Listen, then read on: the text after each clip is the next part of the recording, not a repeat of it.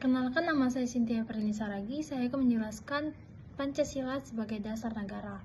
Sebelum itu, kita harus mengetahui pengertiannya terlebih dahulu. Pancasila sebagai dasar negara berarti bahwa seluruh aspek penyelenggaraan negara harus dilandaskan oleh nilai-nilai Pancasila. Pancasila menjadi pedoman dalam pembentukan hukum, kebijakan, dan tata kelola pemerintah agar tetap sesuai dengan cita-cita bangsa Indonesia. Sebagai dasar negara, Pancasila juga berperan sebagai fondasi yang menopang sistem ketatanegaraan, sehingga setiap kebijakan yang diambil tidak boleh bertentangan dengan nilai-nilai lainnya. Selanjutnya ada konsep negara, tujuan negara, konsep dasar negara, dan urgensi Pancasila sebagai dasar negara. Negara adalah suatu organisasi kekuasaan yang memiliki wilayah, rakyat, dan pemerintahan yang berdaulat. Menurut Diponolo, terdapat 3 unsur utama yang harus dipenuhi agar suatu entitas dapat disebut sebagai negara, yaitu wilayah, rakyat, dan organisasi pemerintahan. Ketiga unsur ini berfungsi secara harmonis agar negara dapat menjalankan tugasnya dengan baik dalam menjaga kedaulatan dan kesejahteraan rakyatnya. Tujuan negara pada dasarnya adalah menciptakan kesejahteraan, kemerdekaan, keamanan, dan keadilan bagi rakyatnya. Ada 2 aliran utama dalam mewujudkan tujuan negara, yaitu liberalisme yang menekankan persaingan bebas dalam ekonomi dan sosialisme yang mengutamakan peran negara dalam mengatur kehidupan masyarakat. Indonesia menjadi jalan tengah dalam menerapkan Pancasila sebagai dasar negara yang menyeimbangkan kepentingan individu dan kolektif dalam mencapai tujuan sosial. Urgensi Pancasila sebagai dasar negara terletak pada peranannya dalam memberikan arah dan pedoman bagi penyelenggara negara. Dengan berpegang pada nilai-nilai Pancasila, pejabat publik tidak akan kehilangan arah dan membuat kebijakan yang berpihak pada kepentingan masyarakat atau rakyat.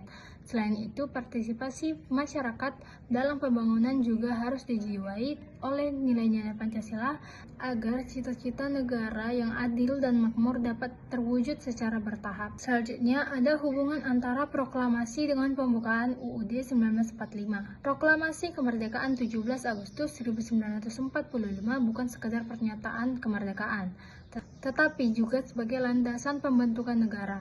Dalam proklamasi tersebut, Indonesia menegaskan kemerdekaan di hadapan dunia sekaligus menetapkan langkah-langkah untuk membangun pemerintahan yang sah. Oleh karena itu, proklamasi memiliki hubungan yang erat dengan pembukaan UUD 1945 yang menjadi dasar konstitusional bagi negara Indonesia. Pembukaan UUD 1945 secara eksplisit mencerminkan semangat proklamasi kemerdekaan.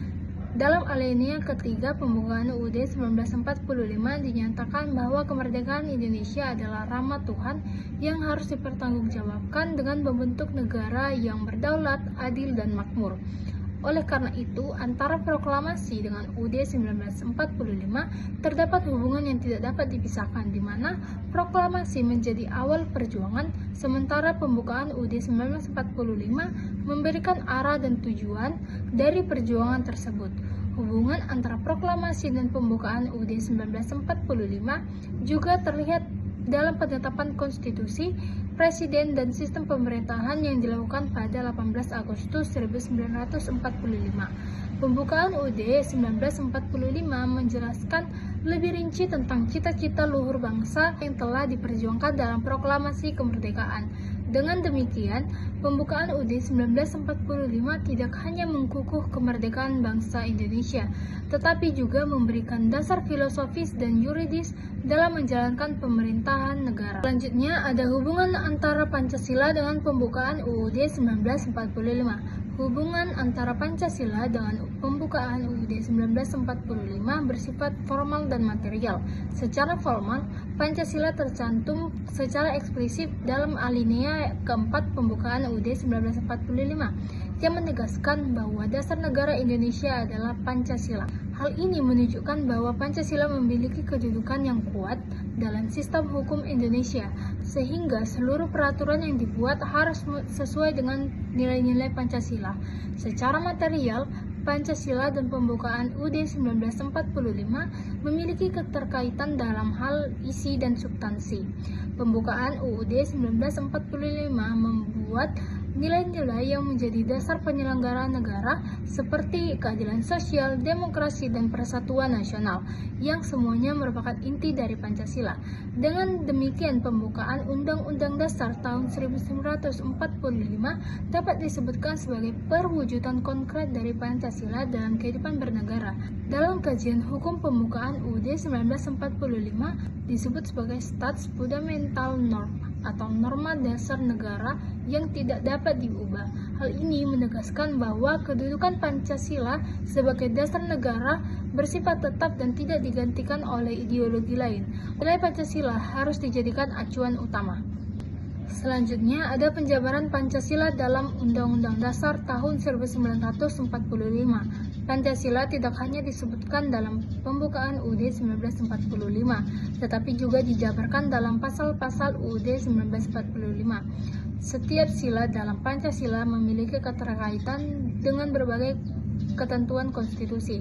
Misalnya, sila ketuhanan yang Maha Esa tercermin dalam pasal 29 UUD 1945 yang mengatur tentang kebebasan beragama dan kewajiban negara dalam menjamin kehidupan beragama. Sila kedua, kemanusiaan yang adil dan beradab, tercermin dalam berbagai pasal yang menjamin hak asasi manusia, seperti pasal 28 yang mengatur tentang kebebasan berpendapat, berserikat, dan memperoleh pendidikan. Sementara itu, sila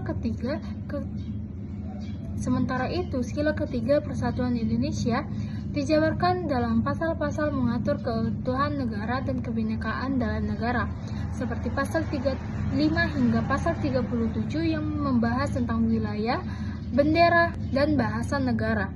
Sila keempat dan sila kelima berkaitan dengan demokrasi dan keadilan sosial, tercermin dalam sistem pemerintahan dan kebijakan ekonomi negara.